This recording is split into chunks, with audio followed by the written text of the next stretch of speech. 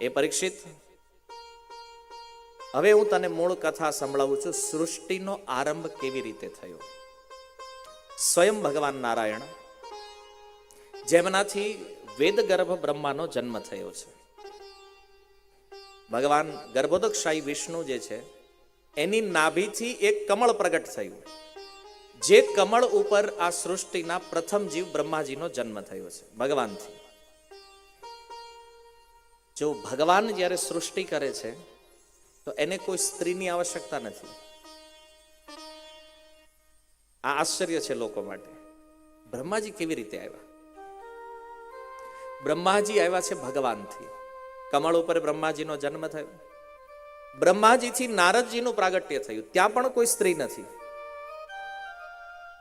ભાગવતની અંદર 7 પ્રકારની સૃષ્ટિઓનું વર્ણન છે અને એમાંથી એક મૈથુની સૃષ્ટિ છે. પુરુષ અને સ્ત્રીના મૈથુન દ્વારા જે સંતાન ઉત્પન્ન થાય છે મૈથુની સૃષ્ટિ. અને આપણે એની સિવાય બીજી ખબર જ નથી. આપણને એમ છે કે સ્ત્રી ન હોય તો બાળક આવે કેવી રીતે.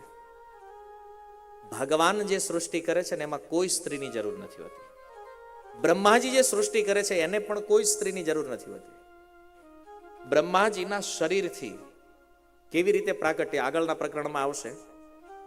તો બ્રહ્માજી એમણે જિજ્ઞાસા કરી ભગવાન નારાયણથી અને નારદજીએ જિજ્ઞાસા કરી બ્રહ્માજીથી. અને જે કથા થઈ છે એ પરીક્ષિત હું એ કથા તમને સંભળાવીશ. જો શ્રેષ્ઠ વક્તા કોણ છે? જે કોઈ વાત કરે તો એમાં એવું નહીં કે હું મારી વાત કરી રહ્યો છું. એ પોતાના પૂર્વ થયેલા જે આચાર્યો છે. સુખદેવજી એનું કીધું કે હું જે જાણું છું એ જણાવીશ તમને. શું કહે છે? ભગવાન નારાયણે જે ઉપદેશ બ્રહ્માજીને આપ્યો છે, બ્રહ્માજીએ જે નારદજીને આપ્યો છે, એ ઉપદેશ હું તમને સંભળાવી રહ્યો છું. પરીક્ષિત મહારાજે પ્રશ્ન કર્યો કે નારદજીની શું જિજ્ઞાસા હતી? તો કહે છે, દેવ દેવ નમસ્તેસ્તુ ભૂત ભાવન પૂર્વજ તદ્વિજાનીય જજ્ઞાનમ આત્મતત્વ નિદર્શનમ. બ્રહ્માજીને પ્રણામ કરી અને નારદ મુનિ કહે છે કે હે બ્રહ્માજી, તમે આ જગતની સૃષ્ટિ કરી છે. તમે જીવાત્મા અને પરમાત્માના જ્ઞાનથી અવગત છો. તમે જાણો છો જીવાત્માના વિષયમાં પણ અને પરમાત્માના વિષયમાં પણ. તો આ જ્ઞાન મને વિશેષ રૂપથી જણાવો તમે. કારણ નારદજી કહે છે કે હું જોઉં છું કે આ જગતમાં બધું તમે બનાવ્યું છે. આ 14 લોક, આ બ્રહ્માંડ, એમાં 84 લાખ શરીરો, આ બધું નિર્માણ તમારા દ્વારા થયું છે. છતાં તમે કોનું ધ્યાન કરો છો? આ પ્રશ્ન છે. નારદજીને એમ કે મને એમ હતું કે તમે બનાવ્યું છે તો ઈશ્વર તમે છો, પણ હું જોઉં છું કે તમે કોકના ધ્યાનમાં બેઠા છો. હું તો અત્યારે તમને ભગવાન માનતો હતો, પણ મારા મનમાં એક શંકા, એક પ્રશ્ન, એક જિજ્ઞાસા જાગી છે. તો એનો ઉત્તર આપતા બ્રહ્માજી કહે છે કે હે નારદજી, તમારો પ્રશ્ન અતિ સુંદર છે અને એટલે હું ભગવાનના ગુણોનું વર્ણન કરું છું. એ નારદ, મારા વિષયમાં તે જે કાંઈ કીધું છે ને એ સત્ય છે. કેમ કે જ્યાં સુધી જીવને ભગવાનના વિષયમાં સાચું જ્ઞાન ન થાય ત્યાં સુધી આ સંસારમાં એ કોઈને ને કોઈને ભગવાન બનાવતો રહે. એમ તમે જો આ જગતમાં ઘણા મનુષ્યો ભગવાન બની ગયા છે. જેવી રીતે અમેરિકામાં રોજ એક કાર નવી લોન્ચ થાય ને, એમ ભારતમાં છે ને ભગવાન લોન્ચ થાય. નવા એ આમ આપણને ખબર ન હોય ભગવાન છે કે નહીં. જન્મે ત્યારે એની ઉંમર 60-70 વર્ષની થાય, એના 2-5 કરોડ ચેલા બને, 100-200 મંદિરો મઠ બનાવે અને પછી જાહેર કરે કે હું ભગવાન છું. હવે અત્યારે ખબર પડી 60 વર્ષે તો ભગવાન જોઈ. અને આ ભારતમાં હાલે. તમે વિચાર કરો, કોઈ જીવ ભગવાન કેવી રીતે થઈ શકે? આ સંભવ નથી. હવે જે તત્વ નથી ખબર તો એ કોઈને ને કોઈને ભગવાન, અને અજ્ઞાનમાં પણ વ્યક્તિ કોઈનો ભગવાનના રૂપમાં સ્વીકાર કરે. આપણા ગુજરાતમાં એક ભગવાન છે, પોતાને કહે છે હું કલ્કી છું, ઈ કે રાજકોટ રહે છે, પરફેક્ટ પાખંડ, તોય હાલે. બે ચાર ભગવાન જેલમાં છે, જામીન નથી મળતા, અને હજી અમુક 50-60 આંટા મારે છે એમના છૂટા, એનો આવી જાય વારો. ગઢા થયા હોય, વાળ એકેય કાળો ન હોય, ઈ પોતાને ભગવાન કહે છે. અમુક ને તો 4 ચેલા પકડીને બાથરૂમમાં લઈ જાય ને ત્યારે તો એ ક્રિયાઓ પૂરી થાય જ ને, અને ઈ પોતાને ભગવાન કહે છે. અને મૂર્ખામીની હદ ઈ છે કે એને જ ખબર છે કે અમે નથી ભગવાન, ઈ તો ખોટું બોલે. ઓલા માનવા વાળા એનથી મોટા મૂર્ખ છે. ઓલો કે આ ભગવાન છે, આ બસ ભગવાન હાકે રાખો. અત્યારે લગભગ ભારતમાં આખું તમે ગણતરી કરો ને તો 65 ભગવાન છે, અને બધા લગભગ આવતા 5-10 વર્ષમાં મરી જવાના છે. આ બધા ઉકલવાના છે. આ મૂર્ખતા ક્યાંથી આવે છે? જે બ્રહ્માજી કહી રહ્યા છે કે જ્યાં સુધી ભગવાનના વિષયમાં વાસ્તવમાં જ્ઞાન ન થાય ત્યાં સુધી જગતમાં વ્યક્તિ કોઈને ને કોઈને ભગવાન માનતો રહે છે. અને એવું એને ભ્રમ પણ રહે છે કે હું જે માનું છું એ જ ઈશ્વર છે, એ જ ભગવાન છે. બ્રહ્માજીએ કેટલો સુંદર ઉત્તર આપ્યો કે વાસ્તવિક ભગવાનની જાણ ન થાય ને ત્યાં સુધી આવું રહે, જ્યાં સુધી શાસ્ત્રનો આશ્રય ન લે ત્યાં સુધી આવું રહે. એ નારદ, આ વિશ્વ જે છે ને એ ભગવાનના પ્રકાશથી પ્રકાશિત છે. આ વિશ્વ બ્રહ્માંડમાં જે કાંઈ છે મારી પણ ઉત્પત્તિ ભગવાનથી થઈ છે. અને એ ભગવાન કોણ છે? તો કહે છે કૃષ્ણસ્તુ ભગવાન સ્વયં. એ ભગવાન કૃષ્ણ છે, અને એની માયાના કારણે લોકો મારી જેવા લોકપાલોને, મારી જેવા દેવતાઓને ભગવાન માને છે. અનંત અનંત બ્રહ્માંડોનું પ્રાકટ્ય ભગવાન કૃષ્ણથી થયું છે. વેદ અને 33 કરોડ દેવી દેવતાઓ ભગવાન કૃષ્ણનો પરમ સત્યના રૂપમાં સ્વીકાર કરે છે. કેમ? કારણ કે એ કૃષ્ણ, એ નારાયણ જે છે એ જ આ જગતનું મૂળ છે. બ્રહ્માજી કહે છે નારાયણ પરા વેદા દેવા નારાયણં ગજા નારાયણ પરા લોકા નારાયણ પરામખાઃ નારાયણ પરો યોગો નારાયણ પરમ તપઃ નારાયણ પરમ જ્ઞાનમ નારાયણ પરાગતિઃ.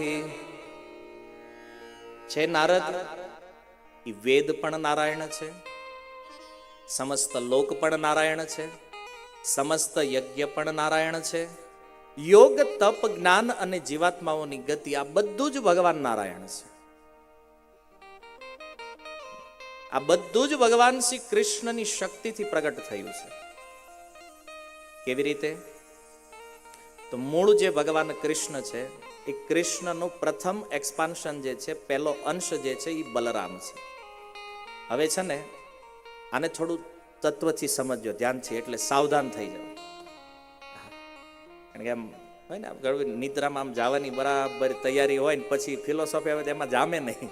એને થોડું, એટલે સાધુ હોય ક્યારેક કથામાં કે ને સાધુ સાવધાન. શેનાથી સાવધાન? માયા એવો પ્રભાવ ન કરે કે તત્વ ચૂકાઈ જાય. આ જગતના વિષયમાં જાણવું છે ને, બ્રહ્માંડ કેવી રીતે આવ્યું છે, તો આ તત્વ સમજવું જરૂરી છે. ભગવાન શ્રી કૃષ્ણ જે છે એનું પ્રથમ એક્સપાન્શન જે છે, પહેલો અંશ જે છે એ છે બલરામ. બલરામથી વૈકુંઠ અધિપતિ નારાયણનું પ્રાગટ્ય થાય છે. વૈકુંઠ જે છે ને એમાં અનેક ગ્રહો છે, અને હરેક ગ્રહ ઉપર ભગવાનનું એક સ્વરૂપ છે. જેમ કે નરસિંહ, વરા, વામન, આ જેટલા પણ રૂપ છે ને ભગવાનના, એ બધા રૂપ વૈકુંઠના એક એક લોકમાં સ્થિત છે. અને જ્યારે જ્યારે પછી બ્રહ્માંડમાં અવતારની જરૂર પડે ત્યારે વૈકુંઠથી એ સ્વરૂપ ઉતરે છે આ જગતમાં. એટલા માટે આપણે એને અવતાર કહીએ છીએ. તો એ જે વૈકુંઠનો જે પૂર્ણ લોક છે એ બધામાં એક ભગવાનનું મુખ્ય સ્વરૂપ છે, એને વૈકુંઠ અધિપતિ નારાયણ કહેવામાં આવે છે. અને વૈકુંઠમાં ભગવાનના જેટલા રૂપ છે ને એ બધા ચતુર્ભુજ હોય. અહીંયા ભલે નરસિંહદેવ આવે તો મુખ સિંહનું ને શરીર મનુષ્યનું, પણ વૈકુંઠમાં જે નરસિંહ ભગવાન છે એ ચતુર્ભુજ નારાયણ રૂપમાં છે. એ સ્વરૂપ અહીંયા આવીને ચેન્જ થાય પછી ભક્તના ભાવ અનુસાર, લીલા અનુસાર. એ જે વૈકુંઠ અધિપતિ નારાયણ છે એનાથી એક ચતુર્વ્યુહ પ્રગટ થાય. ચતુર્વ્યુહ જેમાં 4 તત્વ છે: વાસુદેવ, સંકર્ષણ, અનિરુદ્ધ અને પ્રદ્યુમ્ન. આને ચતુર્વ્યુહ કહેવામાં આવે. તો હરેક ધામનો એક ચતુર્વ્યુહ હોય. જેમ કે મથુરાના એક ચતુર્વ્યુહ છે, દ્વારકાના ચતુર્વ્યુહ છે, અયોધ્યાના ચતુર્વ્યુહ. તમે રામાયણ તો સાંભળી, રામાયણના વિષયમાં જાણો છો. જે તમને એ પ્રશ્ન થયો કે રામની 4 ભાઈ જ કેમ હતા? 5 નહીં, 2 નહીં, 1 નહીં, 4 કેમ?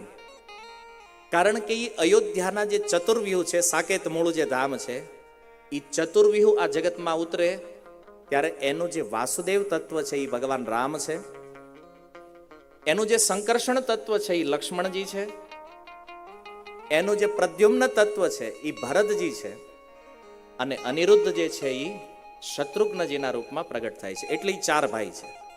અને હરેક લીલામાં ચતુર્વ્યુહ હોય. અચ્છા, તમે કૃષ્ણ લીલામાં દ્વારકામાં જો તો અહીંયા નામ ઇના જ હતા. ભગવાન કૃષ્ણ સ્વયં વાસુદેવ, બલરામજી સંકર્ષણ, ભગવાનના રૂકમણીથી ઉત્પન્ન પ્રથમ પુત્ર પ્રદ્યુમ્ન અને પ્રદ્યુમ્નના પુત્ર અનિરુદ્ધ. દ્વારકા લીલામાં આના નામ ઇના છે ચારેયના. તો આ હરેક ધામના એક એક ચતુર્વ્યુહ છે. એમાં જે છેલ્લો ચતુર્વ્યુહ જે છે એનું સંકર્ષણ તત્વ જે છે એમાંથી મહાસંકર્ષણની ઉત્પત્તિ થાય, મહાસંકર્ષણ પ્રગટ થાય. સમજાય છે ને? હા, ચતુર્વ્યુહનું જે સંકર્ષણ તત્વ છે એમાંથી મહાસંકર્ષણ પ્રગટ થાય.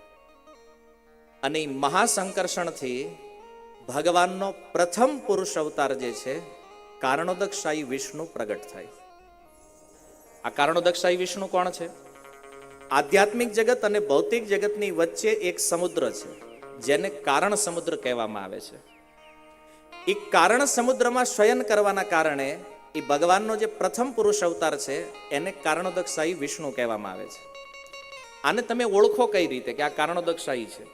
તમે જ્યારે ભગવાન વિષ્ણુના ફોટા જોવો ને તો જે ભગવાન વિષ્ણુ એકલા સૂતા છે કારણ સમુદ્રમાં, શેષ શૈયા પણ નથી, લક્ષ્મીજી પણ નથી, અને એની આજુબાજુ નાના નાના ગોળ દડા જેવા આકાર તમને જોવા મળશે.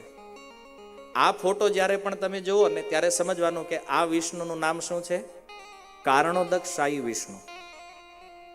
કારણ આ કારણોદકશાહી વિષ્ણુ જે છે ને એ જ્યારે પોતાનો શ્વાસ બહાર કરે ત્યારે એની અંદરથી અનંત બ્રહ્માંડોની ઉત્પત્તિ થાય, અને જ્યારે એ શ્વાસ પાછો અંદર લઈ લે ત્યારે આ બધા બ્રહ્માંડ જે છે એમાં વિલીન થઈ જાય. આ છે પ્રથમ પુરુષ અવતાર. પછી કારણોદકશાહી વિષ્ણુ જેટલા બ્રહ્માંડ ઉત્પન્ન કરે એ હરેક બ્રહ્માંડની અંદર ભગવાનનો દ્વિતીય પુરુષ અવતાર થાય. ભગવાન વિષ્ણુનું દ્વિતીય રૂપ એને કહેવામાં આવે છે ગર્ભોદકશાહી વિષ્ણુ. કારણોદકશાહી વિષ્ણુ એક જ છે, અને ગર્ભોદકશાહી વિષ્ણુ કેટલા? તો કે જેટલા બ્રહ્માંડ છે એટલા. ગર્ભોદકશાહી વિષ્ણુ જ્યારે એ બ્રહ્માંડમાં પ્રવેશ કરે ત્યારે જોવે કે આખું બ્રહ્માંડ ખાલી છે. પોતાના શરીરથી પ્રસ્વેત જળ ઉત્પન્ન કરી અને એને અડધું જળથી ભરી દે. પછી અનંત શેષની શૈયા પ્રગટ કરે, ત્યાં લક્ષ્મીજીનું પ્રાગટ્ય થશે અને ભગવાન વિષ્ણુ ત્યાં શયન કરે છે. આ ભગવાનનું જે સ્વરૂપ છે એને કહેવામાં આવે છે ગર્ભોદકશાહી વિષ્ણુ. જેની નાભીથી કમળ નીકળે છે, જેની ઉપર બ્રહ્માજી જન્મે છે ને એ ભગવાનનો આ દ્વિતીય પુરુષ અવતાર છે, ગર્ભોદકશાહી વિષ્ણુ. આ ઘટના હરેક બ્રહ્માંડમાં થાય સેમ. ત્યારબાદ ભગવાન શું કરે છે? બ્રહ્માજીને પોતાની જે શક્તિ છે અપરા ભૌતિક શક્તિ પ્રદાન કરે. પંચમહાભૂત પૃથ્વી, જળ, અગ્નિ, વાયુ, આકાશ, 4 વેદોનું જ્ઞાન આપે અને બ્રહ્માજીને કહે છે તમે સૃષ્ટિ કરો. સૃષ્ટિ કરવા માટેનું જે કાંઈ મટીરિયલ જરૂર છે એ બધું ભગવાન બ્રહ્માજીને આપે છે. અને બ્રહ્માજી એમાંથી 84 લાખ પ્રકારના શરીરોનું નિર્માણ કરે. પછી પાછા ભગવાન પાસે આવે છે, પ્રભુ આ બની તો ગયું પણ હલતું ચલતું નથી, કાંઈ આ કામ નથી કરતું. ત્યારે ભગવાન આત્માનો જથ્થો આપે છે, એટલે આ જીવ નાખો બધા અંદર હાલતા આત્મા પ્રવિષ્ટ થયા શરીરમાં, છતાં એ શરીર કાર્ય કરતું, સૃષ્ટિ ગતિમાન નથી થતી. પછી ભગવાન કહે છે, બ્રહ્માજી તમારું કાર્ય થઈ ગયું, હવે તમે રેસ્ટ લઈ લો, હવે મારું કામ શરૂ થશે. ભગવાન ગર્ભોદકશાહી વિષ્ણુથી ભગવાનનો તૃતીય પુરુષ અવતાર પ્રગટ થાય, જેને કહેવામાં આવે છે પરમાત્મા તત્વ, જેનું નામ છે શિરોદકશાહી વિષ્ણુ. આ શિરોદકશાહી વિષ્ણુ શું કરે છે? બ્રહ્માંડના કણ કણમાં પ્રવેશ કરે છે, અને આ બ્રહ્માંડના એક એક કણની અંદર પ્રવિષ્ટ થઈ આ જગતને ગતિ આપે છે, ગતિમાન બનાવે છે. અને હરેક વ્યક્તિની અંદર જે પરમાત્મા રૂપે જે ભગવાન બિરાજમાન છે, એનું નામ શું છે? શિરોદકશાહી વિષ્ણુ.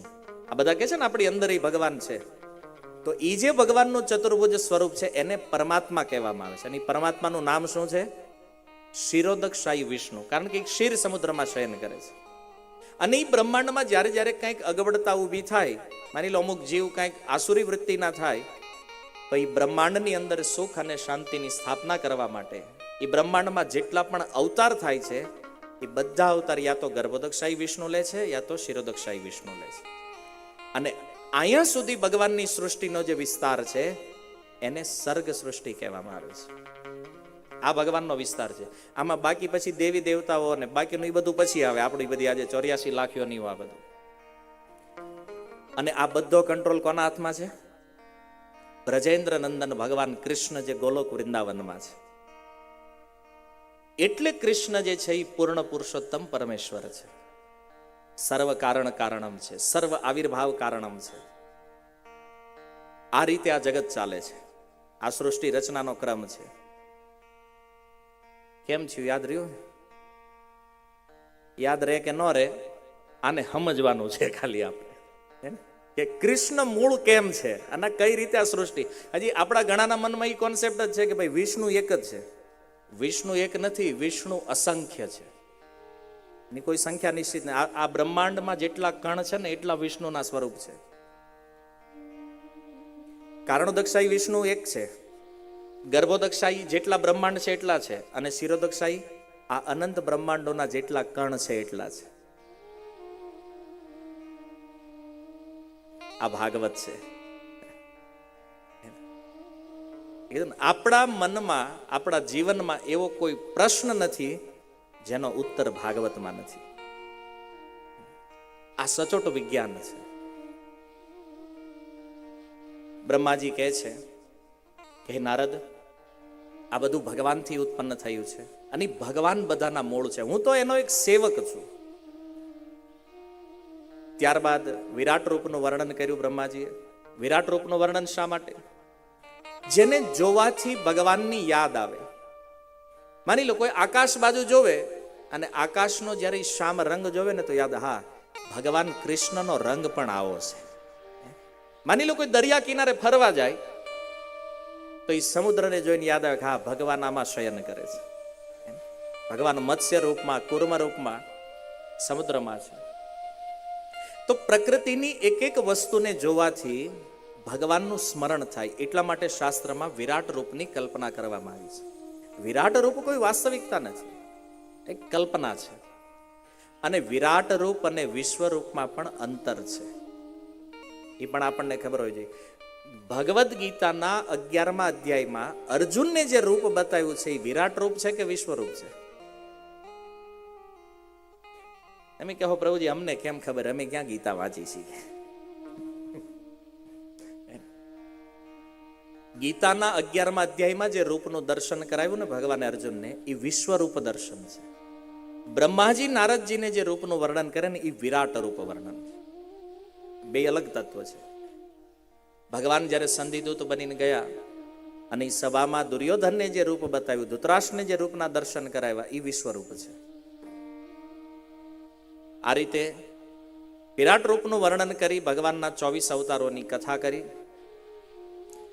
ત્યારબાદ પરીક્ષિત મહારાજ કહે છે કે હે સુખદેવજી, હવે ધીરે ધીરે મારું મન કથામાં લાગી રહ્યું છે. તમે મને થોડું વિસ્તારથી વિસર્ગ સૃષ્ટિનું વર્ણન પણ સંભળાવો.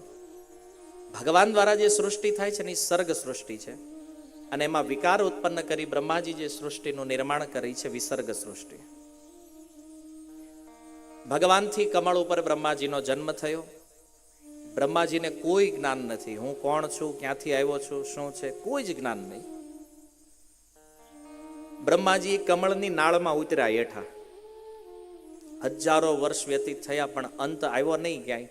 વળી પાછા બહાર આવ્યા હતા નાન્ય, અને બેહીને વિચાર કરવા માંડ્યા કે મારી ઉત્પત્તિ શા માટે થઈ છે, મારો જન્મ શા માટે થયો છે. વિચાર કરતા હતા એ સમયે વર્ણમાળાનો 16મો અક્ષર ત અને 21મો અક્ષર પ બ્રહ્માજીએ સાંભળ્યું. બે અક્ષરને જોડ્યા, શબ્દ બન્યો તપ. આ વિશ્વની ઉત્પત્તિ શબ્દથી થઈ છે, ધ્વનિ મૂળ છે. અને એટલા માટે આપણે પણ જ્યારે પોતાને જાગૃત કરવા હોય ને તો એક ધ્વનિની જરૂર છે. ઘણા લોકો કે ના તેમ મહામંત્ર ગાવશો એટલું રાડિયું નાખી નાખીને હું કામ ગાવશે, કે મનમાં ગાતા હો જાનમાં નથી. હવે આપણે મોબાઈલમાં અલાર્મ લગાડવી, ફોન સાયલેન્ટ રાખવી તો જગાય નહીં. કોઈ પણ વ્યક્તિને જગાડવા માટે એક અવાજની જરૂર છે, એક ધ્વનિ જરૂરી છે. અને એ ધ્વનિ જે છે ને એ મંત્ર છે, હરિનામ છે. એટલે આપણે જોરથી ગાઈએ છીએ આ જીવને જગાડવા માટે. તો બ્રહ્માજીએ જ્યારે સાંભળ્યું તપ, બ્રહ્માજીએ તપ કરવાનું ચાલુ કરી દીધું. ઘણીવાર લોકોને જ્યારે કહેવામાં આવે ભાઈ તમે ભક્ત બનો, ભજન કરો, એ કે પહેલા ભગવાનને દેખાડો તો ભજન કરી. ભક્તિ જે છે ને એ બનમાં હાલે. પહેલા ભજન કરો પછી ભગવાન દેખાય. એ ડિમાન્ડ પૂરી નહીં થાય પહેલા ભગવાન દેખાડો. અરે પહેલા ભગવાન દેખાય જાય તો તમારે ભજન કરવાની જરૂર શું છે ભાઈ? એના પ્રશ્ન જ ઉલટો છે. ગીતામાં પણ ભગવાન કહે છે, હે અર્જુન, જે વ્યક્તિ પ્રેમપૂર્વક મારું ભજન કરે છે, એને ભજતામ પ્રીતિપૂર્વકમ દદામી બુદ્ધિ યોગમ તમ યેન મામ ઉપયાંતિ તે, ત્યારે એવા જીવને હું બુદ્ધિ આપું છું કે એ મને મારા યથાર્થ રૂપમાં જાણી શકે. ભજન પહેલા કરવું પડશે, ભગવાન કૃપા પછી કરશે. જે ભગવાનને આપણે જોયા નથી, વાંધો શું છે, બ્રહ્માજીએ નથી જોયા. તો ભજન કરો તો ભગવાન બુદ્ધિ આપશે. તપસ્યા કરી, તપસ્યાથી પ્રસન્ન થઈ અને ભગવાને બ્રહ્માજીને પોતાના ધામનું દર્શન કરાવ્યું. ભગવાન લઈ ગયા એને પોતાના ધામમાં અને બતાવ્યું, જો આ મારું દિવ્ય ધામ છે અને આ પ્રકારે તમારે જગતની રચના કરવાની છે. કેમ? કારણ કે ઓરિજિનલ ભગવાનના ધામનું જ આ વિકૃત પ્રતિબિંબ છે. ઉર્ધ્વ મૂલમ અધો શાખમ. ભગવાન બ્રહ્માજીને કહે છે કે મને જોયા વગર ખાલી મારી વાણી સાંભળીને તમે ઘોર તપ કર્યું છે અને એના ફળ સ્વરૂપ તમને મારું આ ધામ પ્રાપ્ત થયું છે. જો જે કાંઈ ભ્રમ આપણા મનમાં છે આ બધાને દૂર કરી અને કેવલ ભજનમાં લાગી જાઓ, બુદ્ધિ ભગવાન આપને આપ પ્રદાન કરી દેશે. જે જાણવું છે, જે સમજવું છે, આ બુદ્ધિ ભગવાન આપે છે.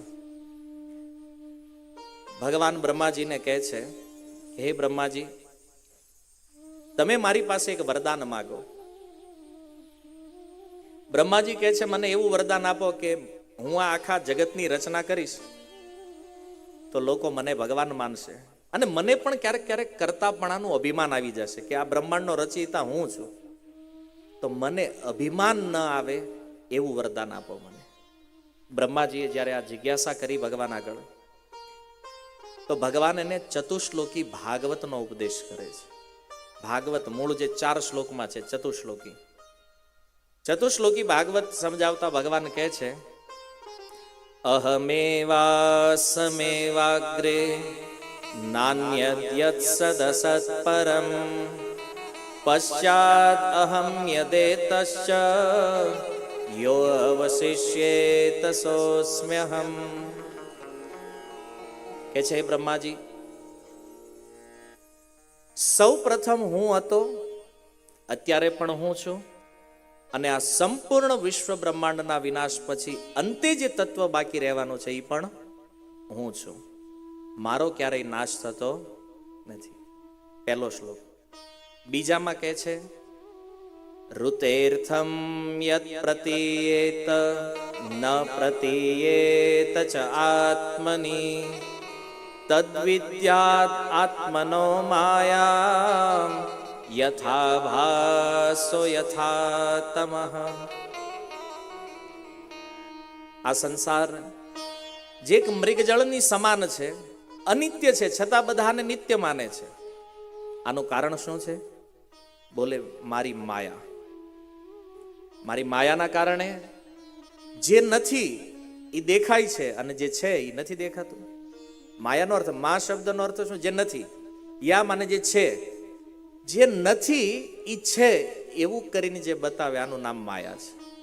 ભગવાન કહે છે કે બ્રહ્માજી, આ માયા જે છે ને એ મારી શક્તિ છે, અને એ મારી શક્તિથી મોહિત થઈ અને આ જગતમાં બધા લોકો એવું માને છે કે આ સંસાર નિત્ય છે, આ હંમેશા રહેવા વાળું છે, અહીંયા મજા આવશે.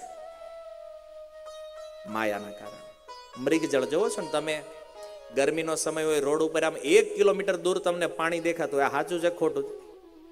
સાચું. પાણી દેખાય છે ને, પછી તમે ત્યાં જાઓ તો એ હોય તો નહોતું તોય દેખાણું. આ જગત આવું છે.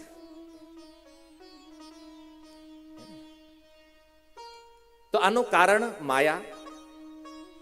આ પ્રતીતિ કરાવે છે. તૃતીય શ્લોકમાં કહે છે યથા મહાંતિ ભૂતાની ભૂતેષુ ચાવચેશ્વનો પ્રવિષ્ટાન અન્ય પ્રવિષ્ટાની તથા તેષુ નતેષ્વહમ.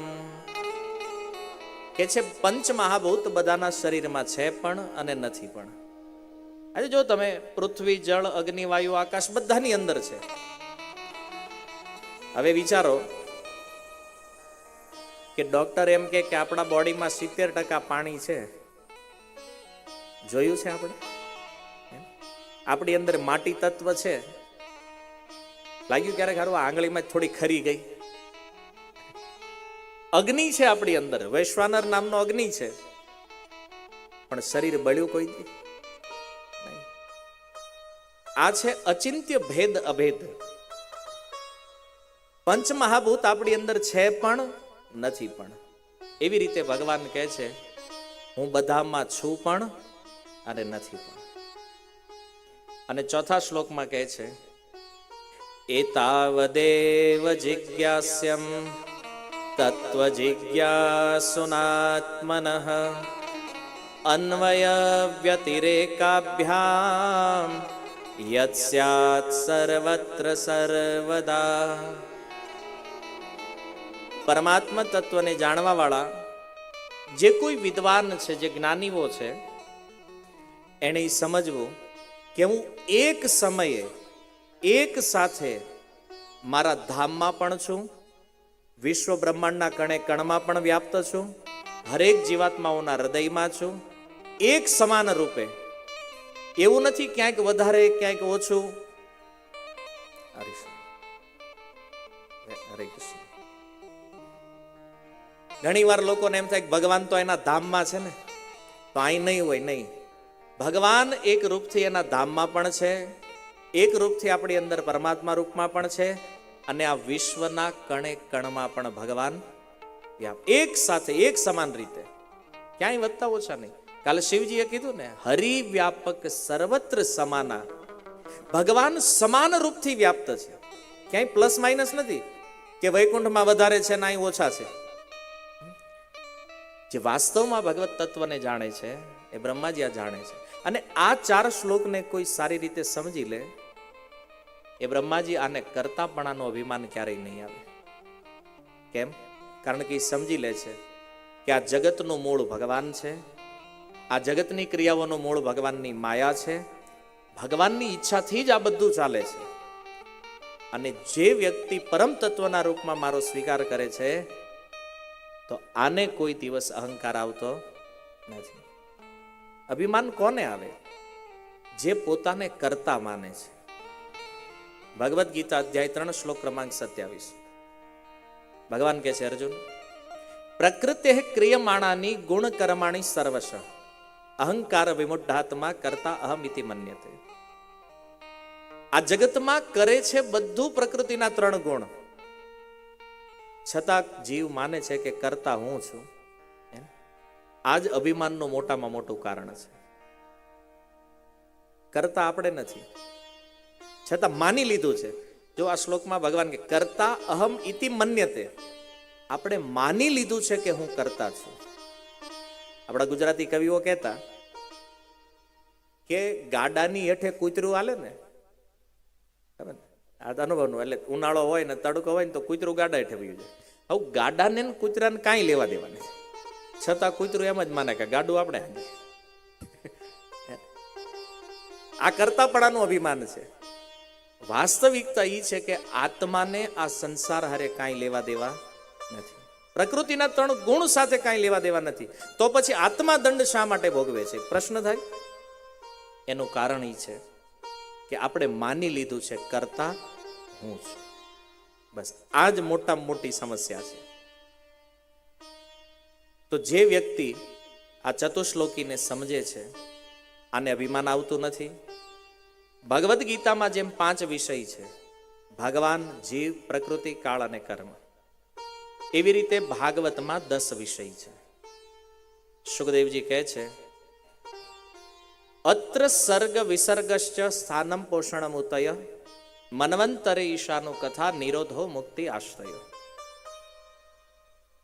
સર્ગ જે સૃષ્ટિ ભગવાન વિષ્ણુ દ્વારા થઈ છે, વિસર્ગ જે સૃષ્ટિ બ્રહ્માજી દ્વારા થઈ છે, સ્થાન કેવી રીતે ભગવાન આ સૃષ્ટિના એક એક કણમાં પ્રવિષ્ટ થઈ અને આ બ્રહ્માંડ ઉપર પોતાનું આધિપત્ય સ્થાપિત કરે છે, અથવા કયો ગ્રહ કયો લોક કયા સ્થાનમાં છે, આનું વર્ણન ભાગવતમાં જ્યાં છે એને કહેવામાં આવે છે સ્થાનમ. એ પોષણ, કેવી રીતે ભગવાન પોતાના ભક્તનું પોષણ કરે છે, એ જે ભાગવતનો વિભાગ છે એને કહે છે પોષણ વિભાગ. ઉતિ, ઉતિનો અર્થ છે કર્મ વાસના. જીવમાં 3 પ્રકારની વાસનાઓ છે, શુભ વાસના, અશુભ વાસના અને શુભ અશુભ મિશ્ર. આનું વર્ણન ભાગવતના જે વિભાગ 7મા સ્કંદમાં, આને ઉતિ કહેવામાં આવે છે. મન્વંતર કથા, પ્રત્યેક મન્વંતરમાં ભગવાન અવતાર લઈને જે લીલાઓ કરે છે એને મન્વંતર કથાઓ ભાગવતના 8મા સ્કંદમાં વર્ણન છે. ઈશાનું કથા 9મ સ્કંદની અંદર ભગવાનની કૃપા કેવી રીતે પ્રાપ્ત કરવી અને ભગવાનની કૃપા પ્રાપ્ત કરી અને આ જગતમાંથી મોક્ષની પ્રાપ્તિ કેમ કરવી, મુક્ત થઈ ભગવાનના ધામને કેમ પામવું, એવા ભગવાનના શુદ્ધ ભક્તોની કથાઓ 9મ સ્કંદમાં. નિરોધ, નિરોધનો અર્થ થાય છે કે જે ક્રમથી આ બ્રહ્માંડની રચના થઈ, જેમ ભગવાનથી બ્રહ્માજી, બ્રહ્માજીથી પછી આ 14 લોક, એમાં દેવી દેવતાઓ, પછી આ તત્વ આવ્યું આકાશ, આકાશથી વાયુ, વાયુથી અગ્નિ, અગ્નિથી જળ, જળથી પૃથ્વી. તો જે ક્રમથી જગત બન્યું છે એ જ ક્રમમાં પાછું પ્રલય થાય છે. તો એ પ્રલયનું જે વર્ણન છે 12શ સ્કંદ. મુક્તિ, મુક્તિનું વર્ણન થયું છે 11શ સ્કંદમાં, કેવી રીતે ભજન કરવું અને મુક્ત થવું. અને 10મું તત્વ છે આશ્રય.